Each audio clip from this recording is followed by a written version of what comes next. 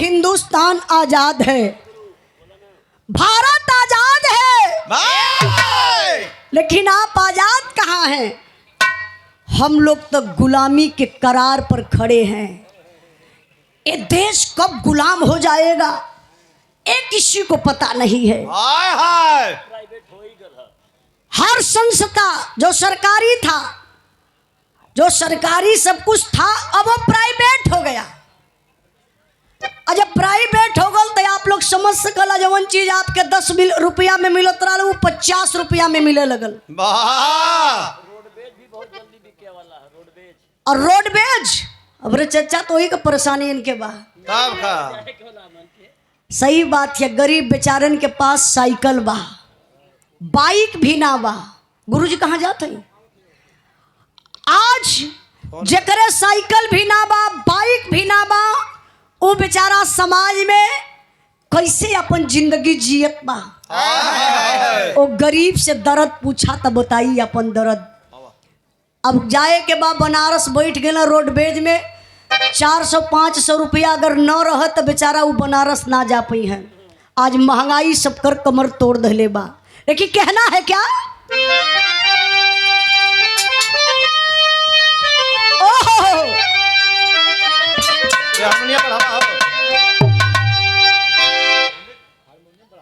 बोला था यार, बहुत बोला था, खाली बेस यार ना मिला था। फिर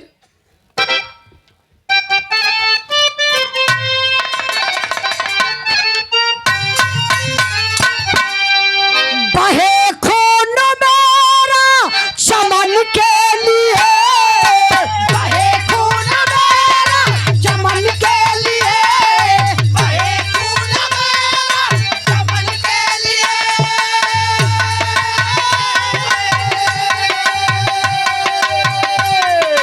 बहे खून मेरा चमन के लिए, चमन के लिए मेरी जान जाए वतन के लिए, मेरी जान जाए वतन के लिए, मेरी जान जाए वतन के लिए।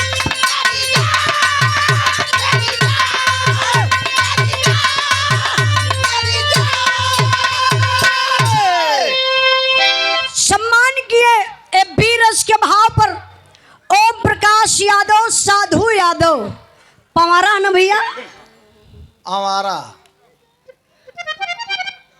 हमारा गांव का आवारा पवारा। अच्छा ये नाम बदले का कमोह करत हम। हाँ। थोड़ा सा दिक्कत इनके काम से, काने से कम सुनाला। गायब हो गया। हाँ, एवं प्रकाश यादव, साधु यादव, पवारा के धरती से 100 रुपए का पुरस्कार है। बीरस के भाव पर बहुत बहुत प्रणाम। कहना है मालिक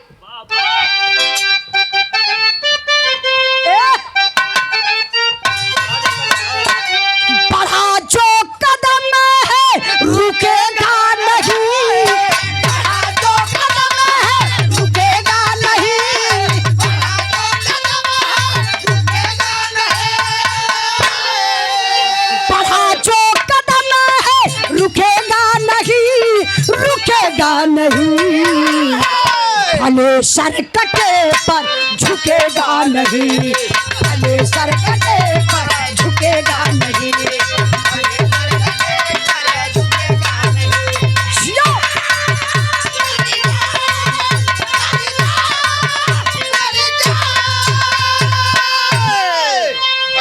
कहानी का शुरुआत हो गई। आप लोग कहानी पर ध्यान दें बाबू। कहानी कहाँ से कैसे लिखल गल मास्टर साहब?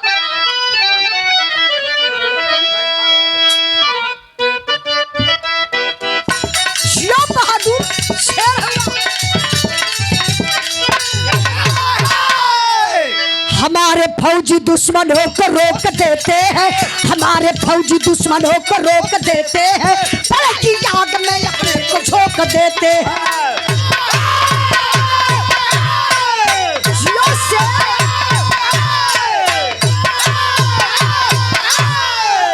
काट कर छुट्टी अपनी संजय कर पलान चला, काट कर छुट्टी अपनी संजय कर पलान चला, वर्दी बेल्ट कस के घर से नौजवान चला।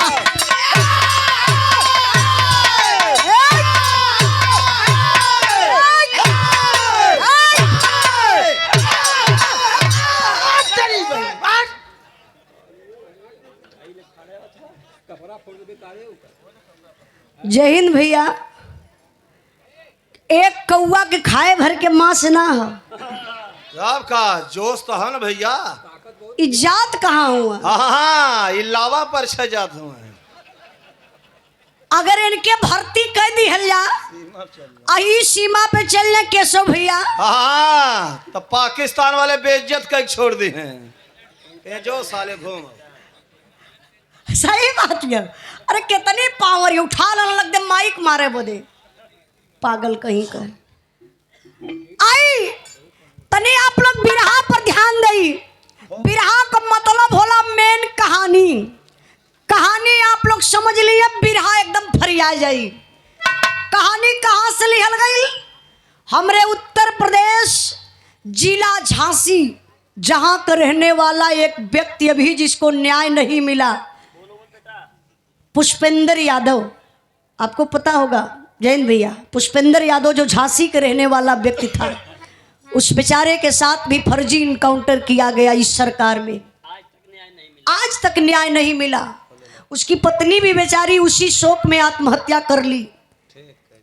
ए डबल इंजन की सरकार सिर्फ एक ही काम कर रही है, गरीबों का खून चूस रही है। वाह गरीबों का आशियाना छीना जा रहा है, गरीबों का भोजन छीना जा रहा है, गरीबों की पढ़ाई छीनी जा रही है। लेकिन क्या करवा जैन भैया, मन कितना बताइए ना लोन के, कहीं ना कहीं गरीबों तो गलत करत हुआ। विशाल सिंह भावी जिला पंचायत सदस्य वार्ड नंबर 35 से बड़े भैया जी की तरफ से 500 रुपए का पुरस्कार। माता रानी विजय का ताज आपके सर पे लहरावे। सब भाई लोगों के नमस्ते प्रणाम। तनिक कहानी पर ध्यान दें। झांसी का रहने वाला एक व्यक्ति जिसका नाम बताया गया बाबू संपत। संपत का पत्नी रेखा। भगवान 3 गो औलाद दिले उन। अभय मृत्युंजय संजय। 2 बेटवन का बियाह हो गल बा। संजय फौजी जवान हुआ। संजय का बियाह भयल एक आरती नाम के लड़की से।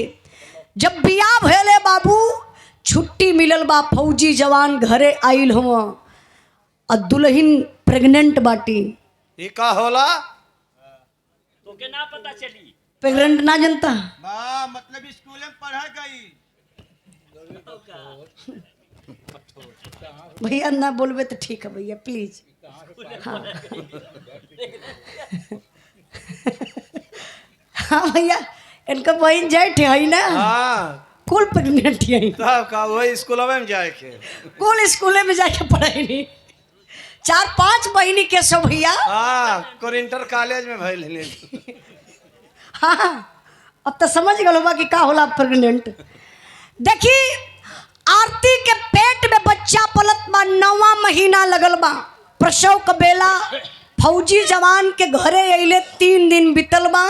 घर में बाबू हो आरती के बेटा पैदा भयल बा। बड़ा परिवार में लोग खुश बने, सोहर गीत गवात बा। लेकिन समय बीतल, सीमा से फोन आ गयल कि संजय तुम्हारी छुट्टी निरस्त की जा रही है, कुछ फौजियों की जरूरत है, तुम गाड़ी पकड़ो और सीमा पर चले आओ। अब संजय सारी खुशी को अपने दिल में छुपाता है और चलता है सीमा पर। कैसे?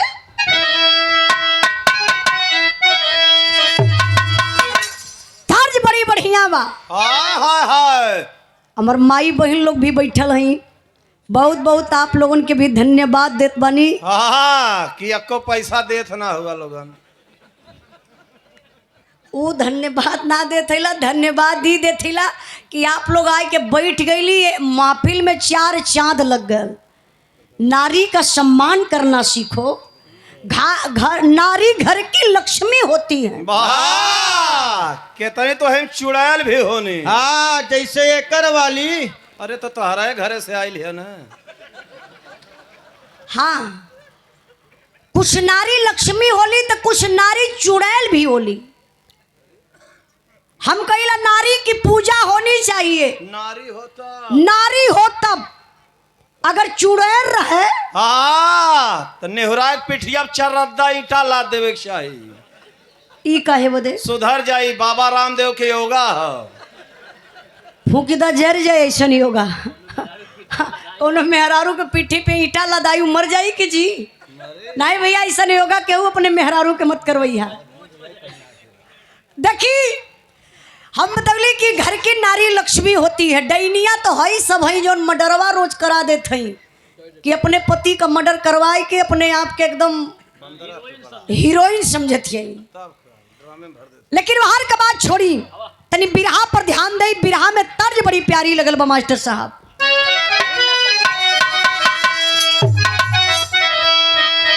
ए भौजी सुन भौजी मोर भौजी, ए भौजी का करबो तीन तीन गो तकिया, ए भौजी का करबो तीन तीन गो तकिया, ए भौजी का करबो तीन तीन गो तकिया। अरे लगवा देवरवा बतावा तनी बतिया, लगवा देवरवा बतावा तनी बतिया, ए भौजी का करबो तीन तीन गो तकिया, ए भौजी का करबो तीन तीन गो तकिया, ए भौजी का करबो तीन तीन गो तकिया। भाव पर आप लोग ध्यान दई। फौजी जवान ड्यूटी पर जाए का तैयारी करत हवन, तो तैयार कैसे भइलन मास्टर साहब? चल दिहल फौजी फौजी आई में झूम के, चल दिहल फौजी फौजी आई में झूम के, चल दिहल फौजी फौजी आई में झूम के। अरे गौवा का माट दहिन हथवा से चूम के, गौवा का माट दहिन हथवा से चूम के, चल दिहल फौजी फौजी आई में झूम के।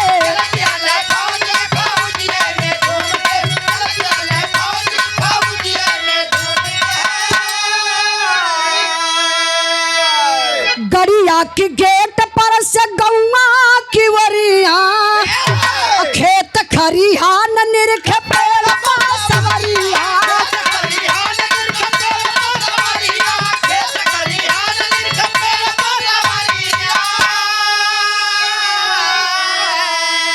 अरे बेरी बेरी देखा परिवार वोरी घूम के, चल दिहल फौजी फौजी आई में झूम के। बारह फौजी जवान ए बाबू तैयार भइलन। फौजी जवान ड्यूटी पर संजय चल दहलन। अब ड्यूटी कहाँ लगल बा? जहाँ हिंदुस्तान पाकिस्तान का बॉर्डर बा। फौजी जवान ड्यूटी पर तैनात भयल का मास्टर साहब।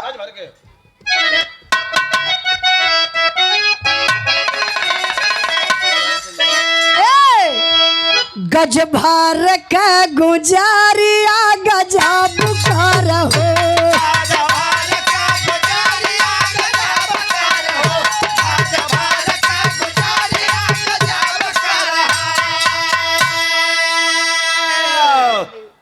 ये देखी हेलो बिरहा के बड़े अच्छे गायक कलाकार सुदामा पाल गुरुजी, बहुत अच्छे आप लेखक हैं। गुरुजी की तरफ से सुंदर पुष्पहार और 500 रुपए का पुरस्कार, ये हमारा बदे आशीर्वाद बा। हेलो ही जा गुरुजी ये मंच पर गौले बनी आप, क्या बात है। अगली बार अगली साल गुरुजी का कार्यक्रम यहाँ जा रहल। बहुत बहुत आपके चरणों में प्रणाम। सब भाई लोगों के नमस्ते प्रणाम। तनी बिरहा पर आप लोग ध्यान दें। अच्छा जौन हम गावत बनी साफ फरियाद हो ना, फरियाद थवजिया क्लियर होत ना? केहू कहत है अक्कौ ना कि रचकौ ना? हाँ लैटिया कमजोर पड़त न फरियाद पूरा। अरे फरियाए का मतलब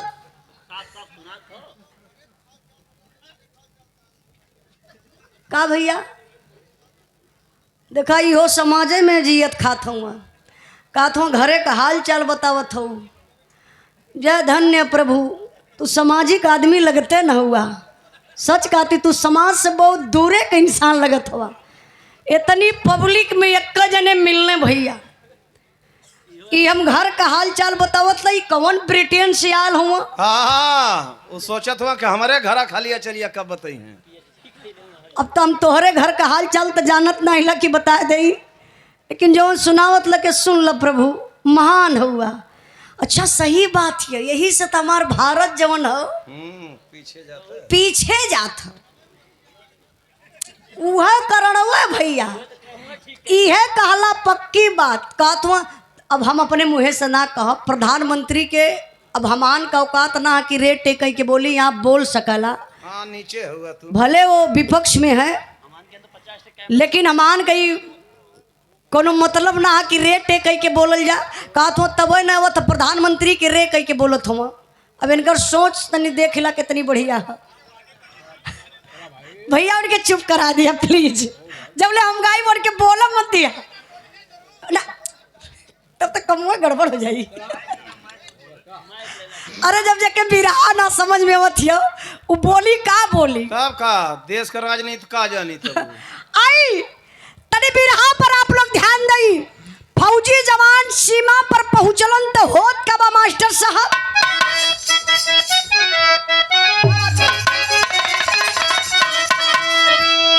तोहरे बाप के बपौती का समीर नाई खे,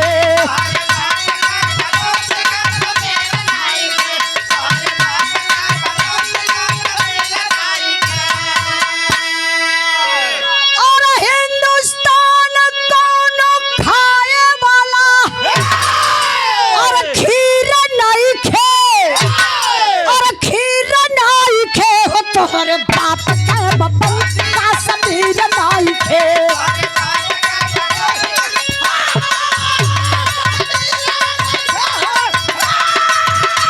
अरे जियो बहादुर शेर हुआ।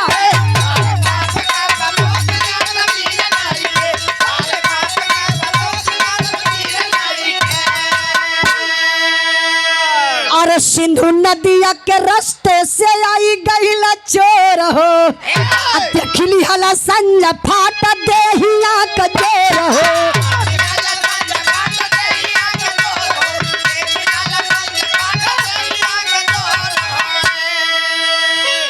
और जिया बच्चा मरबे, और जिया बच्चा मरबे, दिलावा में पीर नहीं खे,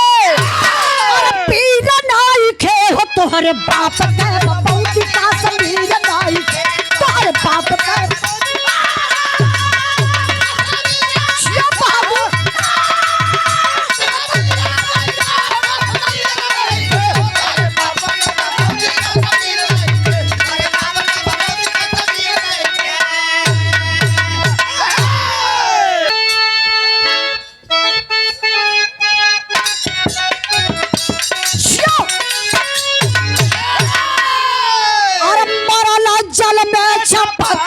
छप से नौजवान नवा हो जल नवा सातों के जनवाना।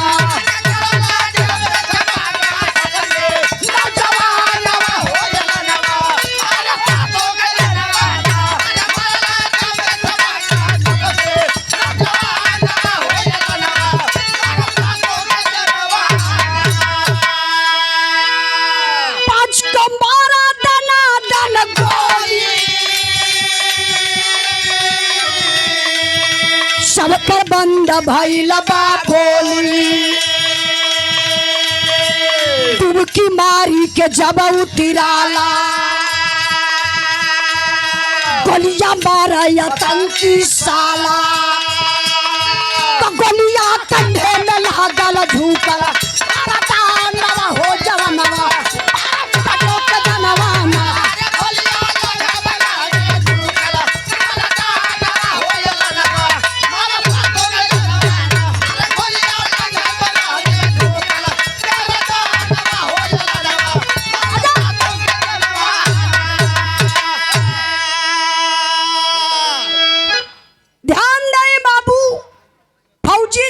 सिंधु नदी पर तैनात तब तक 7 आतंकवादी हमारे हिंदुस्तान में बाबू उसी सिंधु नदी के रास्ते से घुसना चाहते थे, लेकिन बारे हिंदुस्तान का फौजी जवान संजय की निगाह काम कर गई। ये साले आतंकवादी है, भाई हिंदुस्तान में घुसना चाहते हैं। उठा लिया हाथ में हथियार, संजय कदम ही आगे बढ़ाया। 5 आतंकवादियों को बाबू मौत के घाट उतार दिया। आगे कदम बढ़ाता है और गोली चलाना संजय शुरू कर देता है। जब तर तर तर तर तर तर तर तर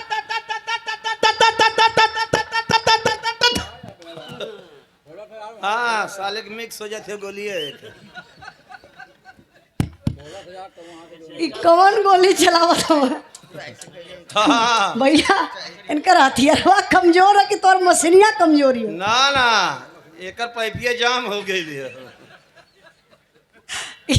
लगा तो अपने हथियार का कबो बढ़िया से सफाई ना करता है। तब का तेल ओल ना लगावा तो हमें। सही बात है। अरे भैया चाहे छुरी हो, चाहे तलवार हो, चाहे बंदूक हो, तब का के साफ कर जला साफ सफाई कर जला। बोला फिर से। हालो बिरहा पर ध्यान दे बाबू।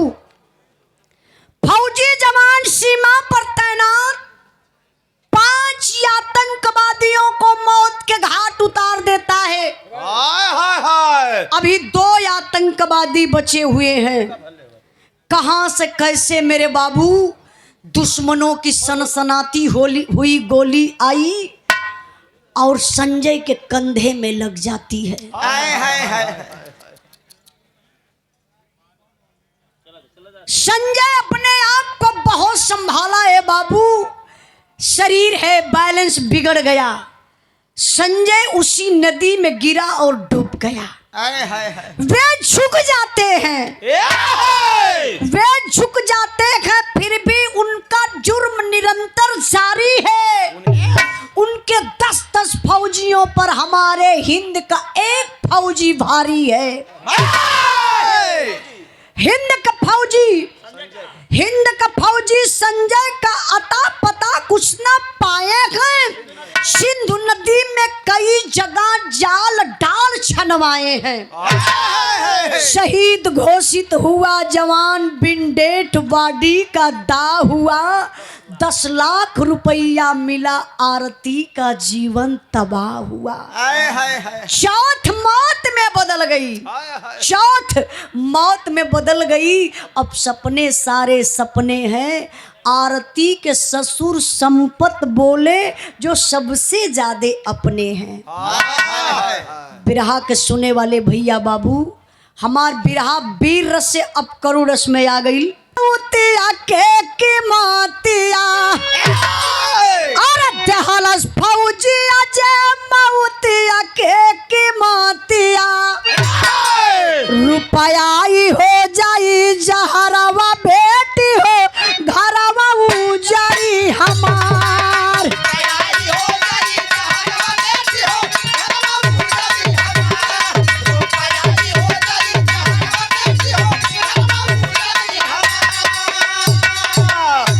रुपया जमा तू का दा हमारा के नाम से, खर्चा करा बखाल तोहरा ही काम से।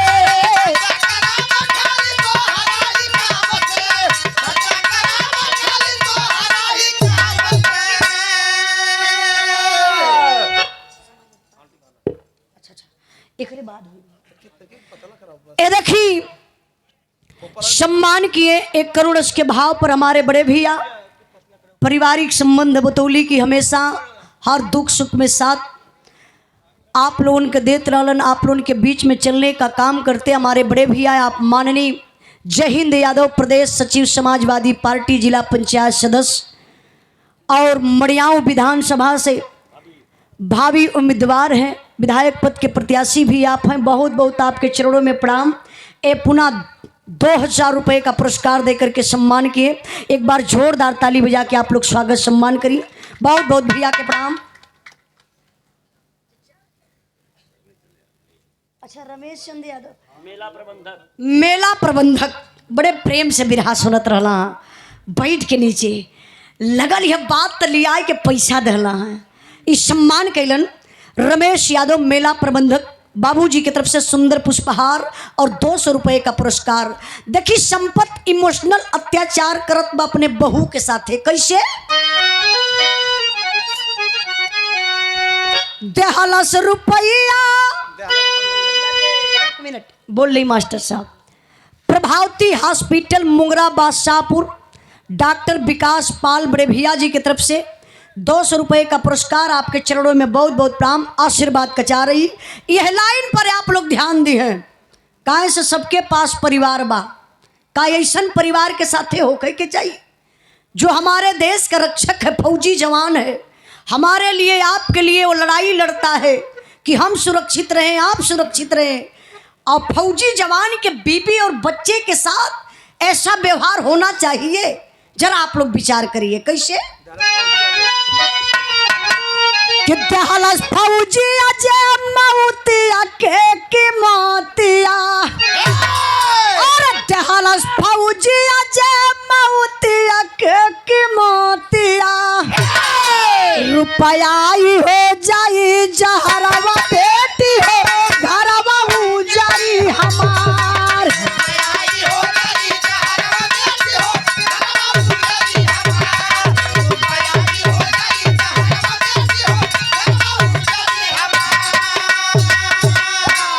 रुपया जमा तू का दा हमारा के नाम से खर्चा करा खाली तोहरा ही काम से।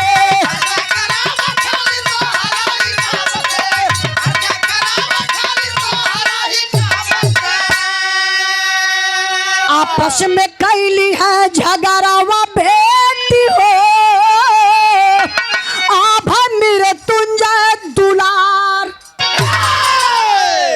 इसी भाव पर सम्मान किए करोड़स के भाव पर हमारे बड़े भैया राजेश झल्लू राम पटेल 368 विधानसभा मुंगरा बादशाहपुर जौनपुर समाजवादी पार्टी के सच्चे सिपाही, समाजवादी पार्टी के नेता बड़े भैया जी की तरफ से 500 रुपए का पुरस्कार। एक बार जोरदार ताली बजा के आप लोग स्वागत सम्मान करी भैया का। बहुत बहुत आप लोगों के धन्यवाद। सुंदर पुष्पहार और 200 रुपए का पुरस्कार 1 करोड़ के भाव पर नंदलाल यादव लेखपाल हिंदी बधेला मल्हनी जौनपुर के धरती से 200 रुपए का पुरस्कार भैया के बहुत बहुत प्रणाम। अच्छा 1 करोड़ के भाव पर सम्मान किए आप हरिलाल यादव जी बिरहा के बड़े अच्छे कलाकार हैं। बड़े भैया जी की तरफ से 251 रुपए का पुरस्कार भैया के चरणों में बहुत बहुत प्रणाम आशीर्वाद बनल रहे। बाबू ऐसे ही शांति बनौले रही समझी। अब आरती का ससुर दरवाजा बंद कैले बा संपत जाय के आरती से कलश की आरती तुम मेरी बहू हो, मेरा बेटा था संजय शहीद हो गया। दर्द मुझे भी है, दर्द तुझे भी है क्योंकि तुम्हारा पति था संजय। लेकिन एक बात नहीं समझ रही हो आरती, जो परिवार में लड़ाई झगड़ा चल रही है इस झगड़ा की जड़ तुम हो। आरती अवाक हो गई, बाबूजी झगड़ा की जड़ मैं हूं, आखिर कैसे? कल बेटा जो शहीदी रास 10 लाख रुपया मिला है उसी पैसा के चलते अभय मृत्युंजय मतलब बड़का बेटवा दोनों का तो अभय मृत्युंजय वो आपस में लड़ते झगड़ते हैं। एक काम करो आरती, ओ शहीदी रास हमारे नाम ट्रांसफर कर दो, मैं तुम्हारा ससुर हूं, जब भी 1 रुपया खर्चा करूंगा तो सिर्फ तुम्हारे नाम से तुम्हारे काम से। इतनी बतिया जब सुनलस आरती ओ बाबू हथवा जोड़ के कटल पेड़ नियन अपने ससुर के पैरवा पे अरराई के गिर गई। बड़ी ऊंची बात कहलस आरती बाबू, कहलस का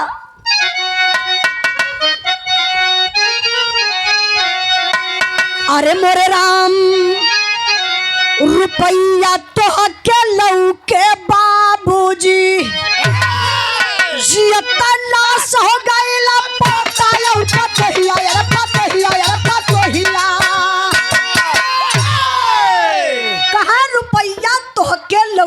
बाबूजी जियत लाश हो गई पोता और पतोहिया। कल बाबूजी मैं विधवा हूँ, लाचार हूँ, जवनिये में मैं विधवा बन गई, मैं एक लाश बन के जी रही हूँ।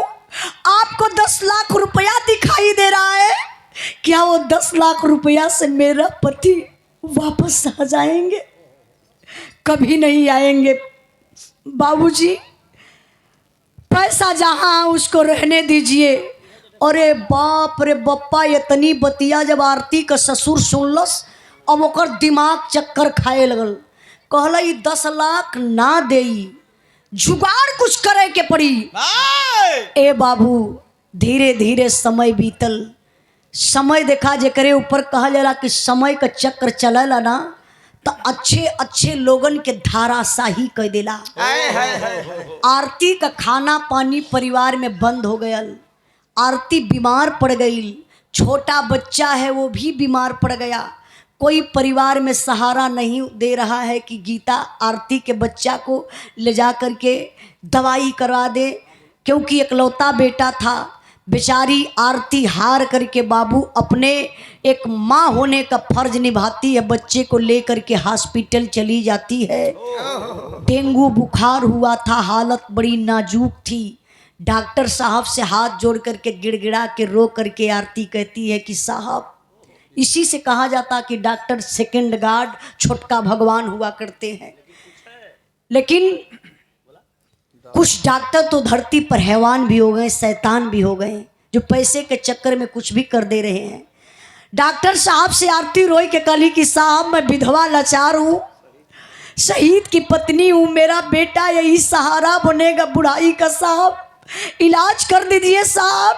डॉक्टर के दर्द आया ले बाबू, इलाज शुरू कैलन डॉक्टर साहब, बच्चा को आराम हो गया। बड़ी खुशी की बात है, बच्चा को आराम हो गया। डॉक्टर साहब बोले कि आरती 30,000 रुपये की ज़रूरत है, जो दवा का खर्च है वो तुमको देना पड़ेगा, बाकी खर्चा मैं समझ लूँगा। 30,000 कहाँ पाएगी विधवा लाचार बेचारी, चेक बहिन भजले ना बा। आप लोग जैसन आम इंसान से उधार रुपया लेके 30,000 जब वो जात बा हॉस्पिटल अपने बच्चा के लिए आवे बदे, तबले तई पपियवा आरती का ससुर संपतवा पूरा लोकेशन अपने मुट्ठी में रख ले बा। 1 लाख रुपया में बाबू 4 गो बदमाश तय कैलस अपने बहू और पोता के मारे बदे। चारों बदमाश वही नहरी के पुलिया पे इंतजार करत हो कि आज आरती पैसा लेके जाई, अब बच्चा के अपने लेके हॉस्पिटल से घरे आ जाई। चारों का कैलन, एक मिलावमा से पहचान गए बदमाश। कल सर यार मुझे लगता है आरती है। अच्छा कैसे पहचान गया, मांग में सिंदूर नहीं, सफ़ेद साड़ी है। दूसर का बोला यार तनी एक बार पूछ ले। कल एक्सक्यूज मी मैडम प्लीज, क्या आप आरती, संजय शहीद की पत्नी? आरती रुक गई। आरती समझ गई, लगता है मेरे पति के लोग दोस्त हैं, मुझे पहचान रहे हैं।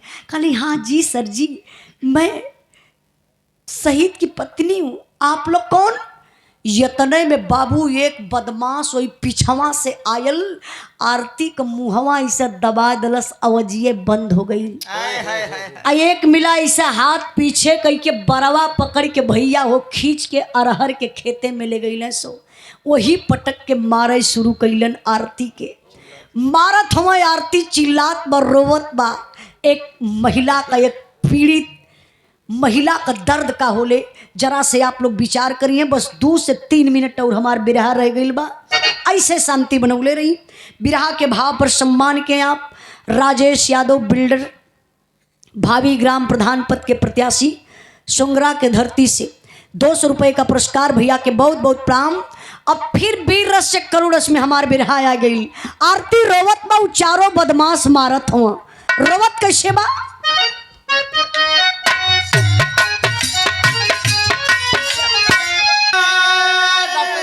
डॉक्टर के देवे खातिर, चेकअप करावे खातिर, चेकअप करावे खातिर, लवताले रुपया उधार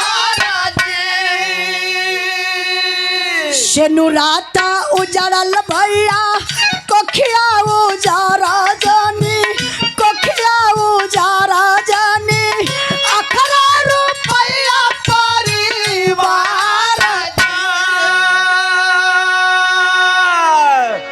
आरती रो रही है, भैया मुझे मत मारिए, मार देंगे आप लोग ना।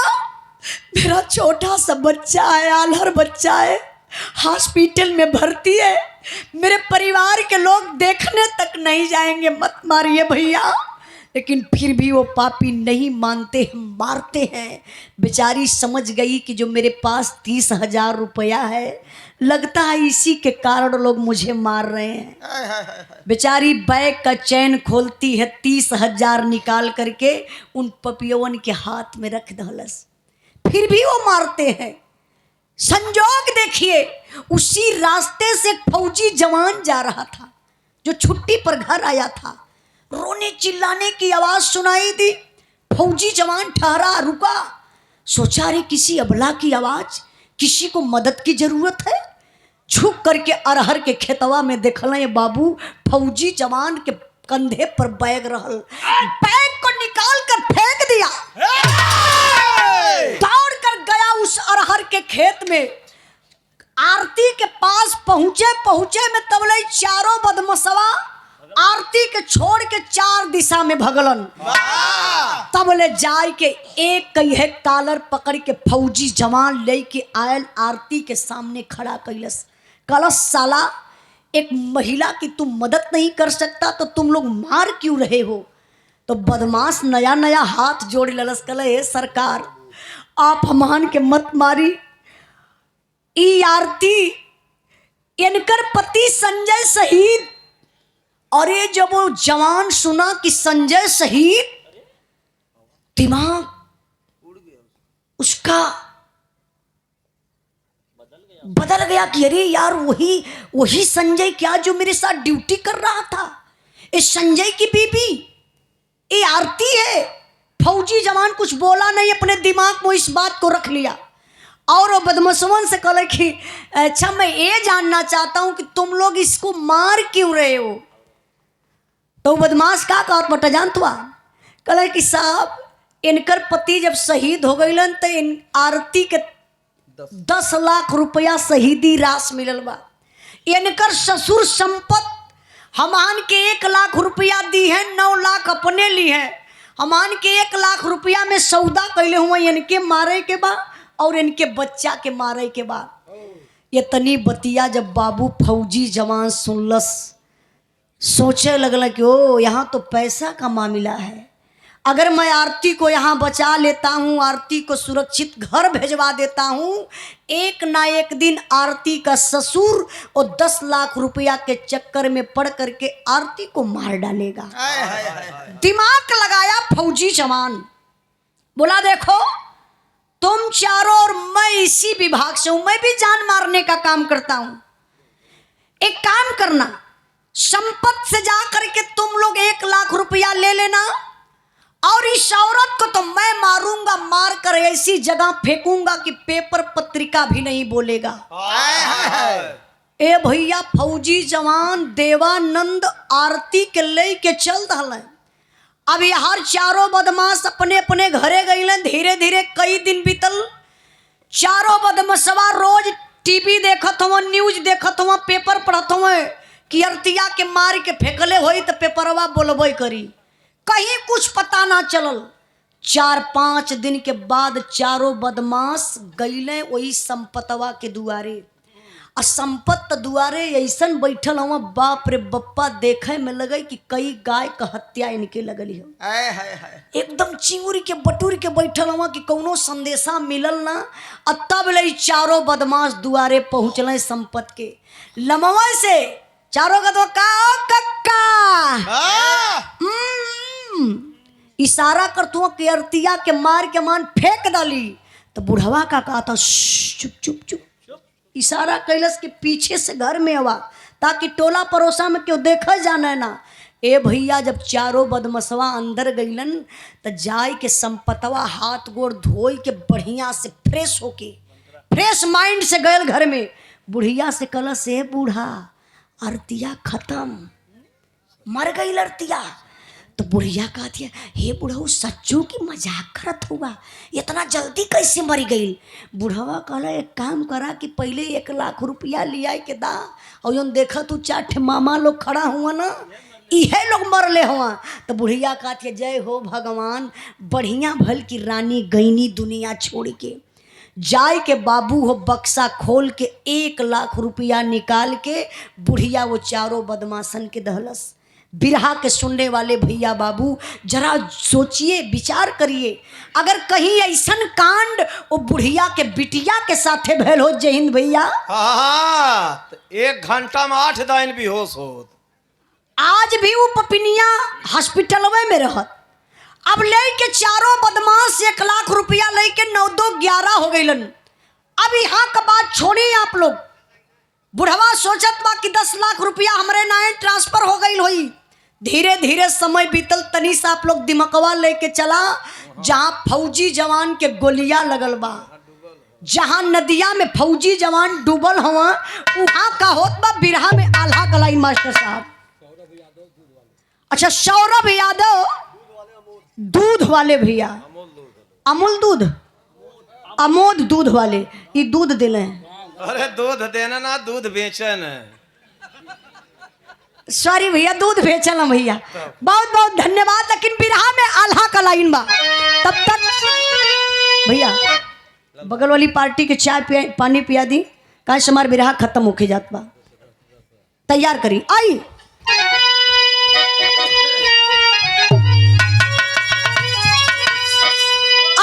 सवा पे आवे जाता बाहर से खतरवा भैया।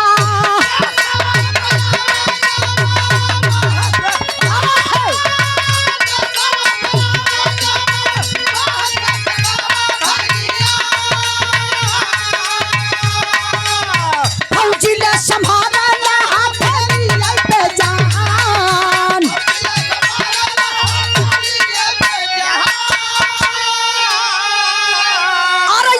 दिन मलेटारी भी भागदा पतार से बाबू।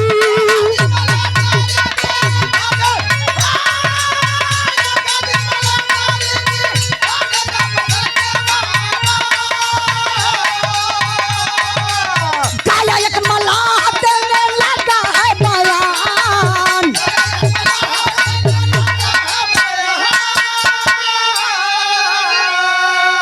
अरे लाश एक बाहत अपने आव में उठवली साहब।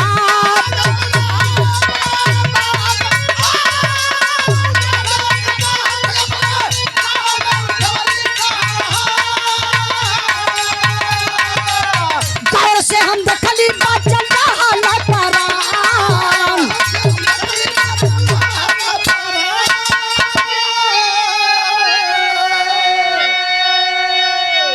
गौर करे बाबू, एक मल्लाह जाता है मिलिट्री कैंप में, जाकर बोला जय हिंद सर। हाँ जय हिंद जय हिंद, कौन हो तुम? ओ मल्लाह हाथ जोड़ लिया, बोला साहब मैं जात का मल्लाह हूँ, मछली मारने का काम करता हूँ साहब। जो सिंधु नदी है वहाँ छोटी सी हमारी झोपड़ी है। कुछ दिन पहले की बात है साहब, मैं मछली मार रहा था, एक हिंदुस्तान जवान की लाश बहते हुए आ रही थी।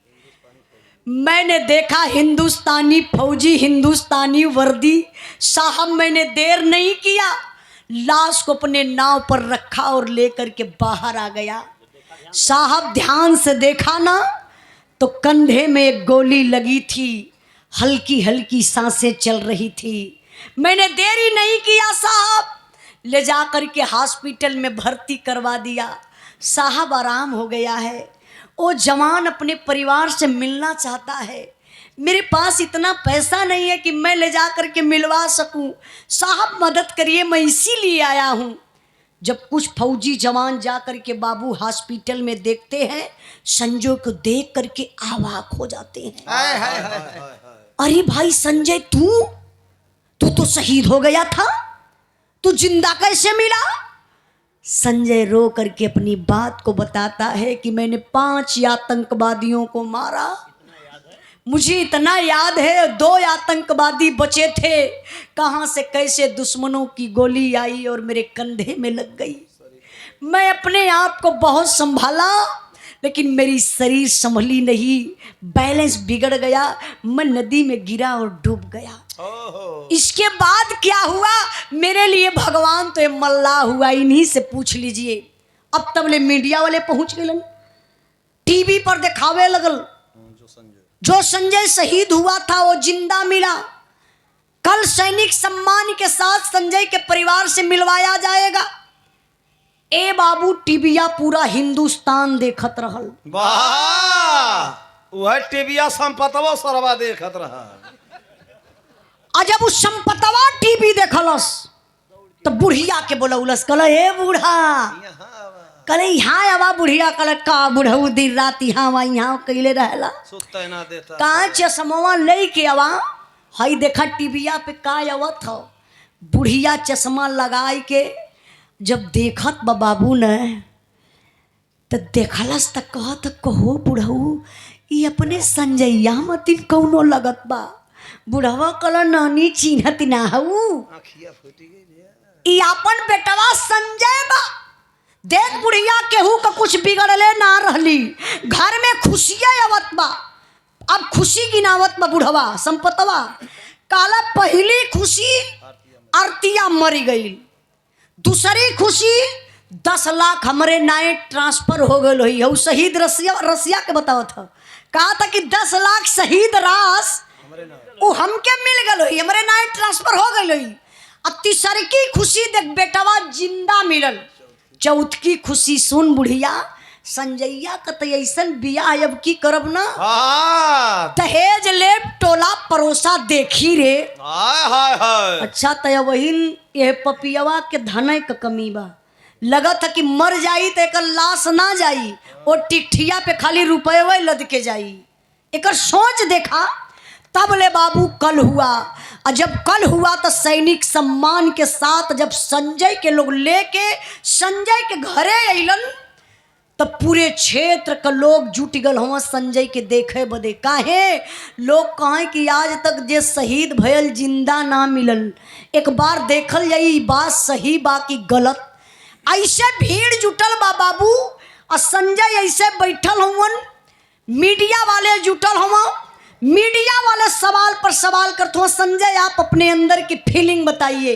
आप शहीद हो गए थे, आपको गोली लगी, लेकिन पुनः आपको जीवन दान मिला, गांव मिला, परिवार मिला, आप जिंदा मिल गए।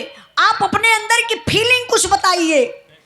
ते बाबू संजय फीलिंग का बतावें, खाली यहर वहर ऐसे देखत हो, ताकत हो, माई बा बाबू हम, गांव पूरा बा, नात रिश्तेदार बाट, लेकिन दुल्हनिया ना लौकात बा, ना हमर बेटा लौकात बा। तबले भैया हो बुढ़िया पहचान गई। कहल जला कि माई का निगाह अपने बेटी बेटा बदे बहुत तेज होले। माई के कब हो तुम मत पूछा, लेकिन बेटवा अगर कहीं विपत में बा तो माई के एहसास हो जाला। माई पहचान गई, जाय के लगल संजय के सुहराव वही भिड़िए में कलल ललऊ, जेके अखिया तोहर खोजत बा ओ हीरा, ओकर अखिया तोहके ना खोजलस। तेरहिए तो बितौलस हो लाल 10 लाख रुपया रहल जवन शहीदी रास, वो पैसा लई के दूसरे मर्दे के साथे फरार हो गई। तबले तो बाबू गजब हो गया। अब संजय के का पता कि हमार माई मंथरा को रोल अदा करत है। ऐसे भीड़ जुटल बा, अब वही भीड़िए में से एक ऐसन आवाज आई जौन बाबू पूरे भीड़िए का दृश्य ही बदल गल। अच्छा वो आवाज के कर रहल, कैसन रहल? बिरहा का आखिरी लाइन, आखिरी पॉइंट बा। ए सुनील कुमार एडवोकेट के आप पिताजी हरिशंकर गौतम जी की तरफ से सजई कला के धरती से, सजई कला खुर्द के धरती से 100 रुपये का पुरस्कार। बहुत बहुत प्राण। तनी बाबू बिरहा के आखिरी पॉइंट पर ध्यान दें। कहना बाका, अरे सैया सारा कट गईल समैया कलही, हमारे मांगी का सनुरा हाजियत बाया बही।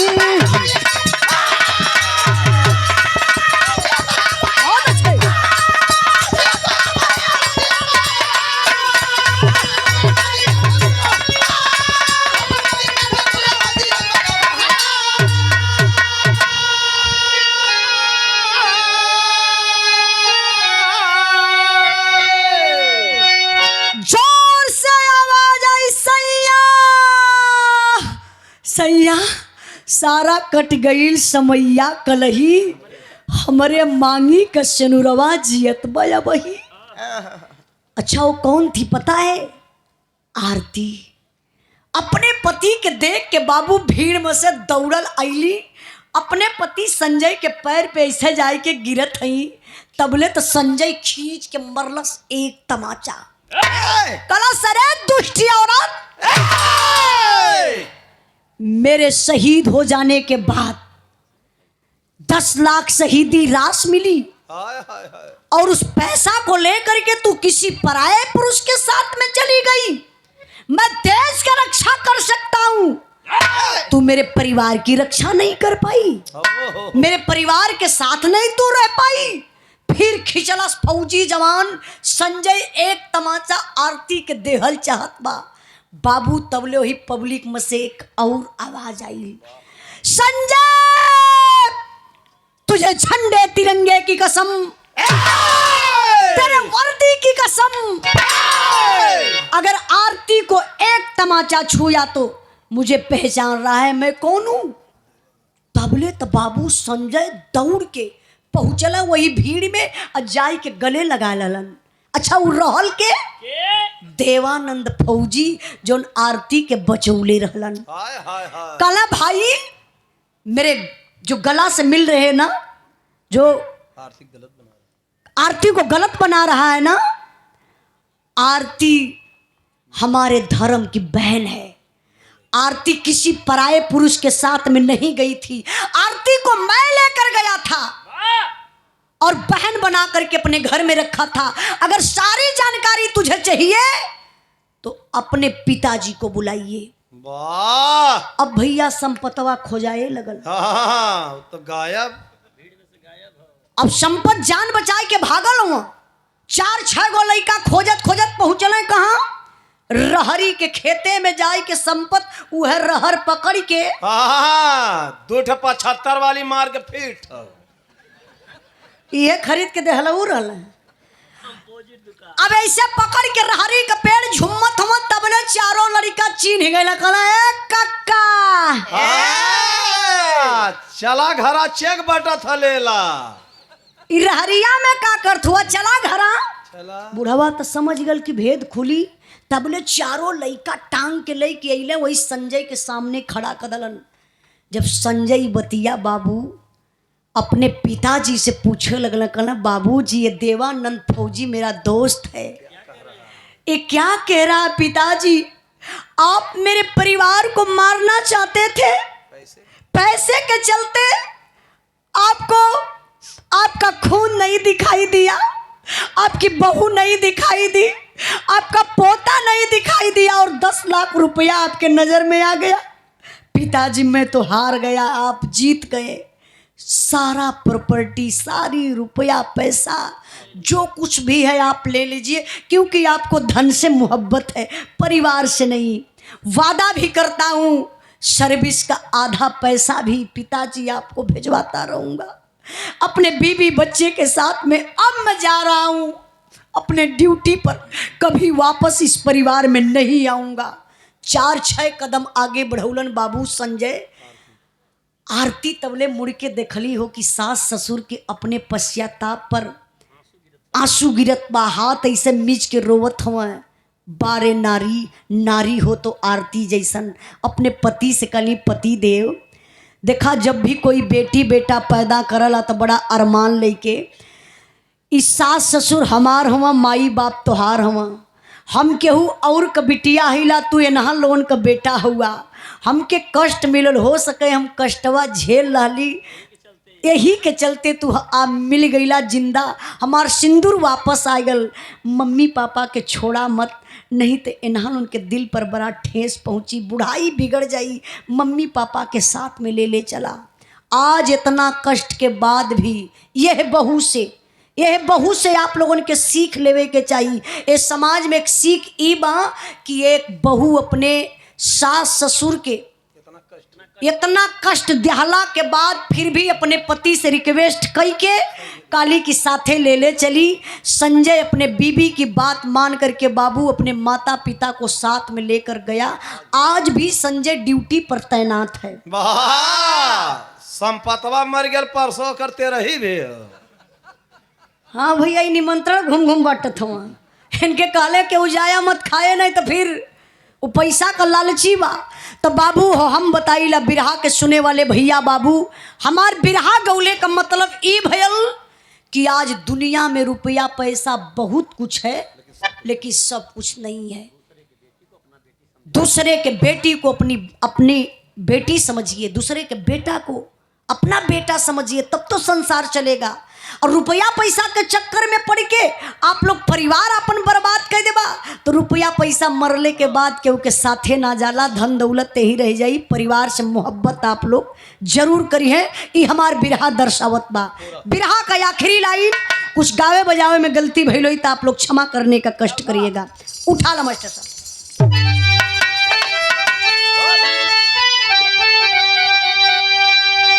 गुरु बिहारी गुरु गणेश गुरु राम लाल गुणकारी स्वर्ग गए चंद्रिका